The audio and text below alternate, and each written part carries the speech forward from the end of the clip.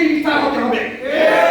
যেখানে পালিয়ে থাকুক না কেন, হোক সে আওয়ামী, ফ্যাসিবাদের, ছাত্রলীগ, যুবলীগ, হোক সে প্রশাসন লীগে, তাদেরকে ধরে আনতে হবে। জনগণের উদ্দেশ্যে বলতে চাই, আপনারা তাদের অনুসন্ধান তথ্য উন্মোচন করুন।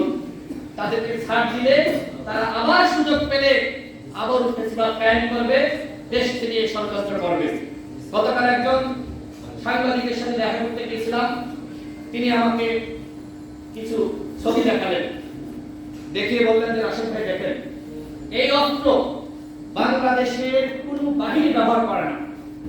আমি তথ্য পেলাম তার কাছ থেকে, যখন সরকার করার মতো অবস্থা, অর্থাৎ সরকার নিয়ন্ত্রণ হারিয়েছে, তখন ভারত থেকে ব্ল্যাক ক্যাট 200 জনকে বাংলাদেশে ঢোকানো হয়েছিল। আপনারা দেখেন না এয়ারপোর্টে পালিয়ে যাচ্ছে, এরা কারা পালিয়ে যাচ্ছে, ভিডিও দেখেন নাই?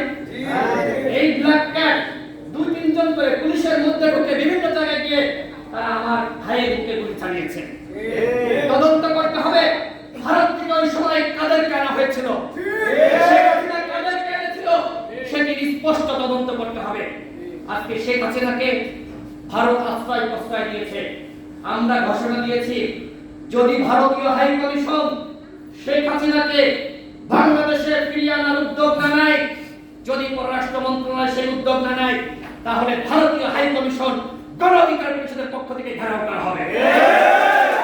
আজকে আমার দেশের স্বাধীনতা সার্বভৌমত্ব যে বিপন্ন হয়েছিল কার জন্য বন্ধুগণ?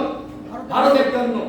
সুতরাং ভারতকে হুঁশিয়ারি উচ্চারণ করে বলতে চাই, এতদিন বাংলাদেশকে ধ্বংস করার জন্য বাংলাদেশকে চক্রান্ত করেছেন, এদেশের স্বাধীনতা সার্বভৌমত্ব ধ্বংস করার জন্য আপনারা পাগল হয়ে গিয়েছিলেন, আওয়ামী লীগকে একটা ধাপে সমর্থন দিয়েছেন। এখন আপনাদেরকে বলতে চাই, বাংলাদেশকে নিয়ে যে ষড়যন্ত্র আপনারা করেছিলেন, আপনাদেরকে বাংলাদেশের জনগণের কাছে ক্ষমা চাইতে হবে।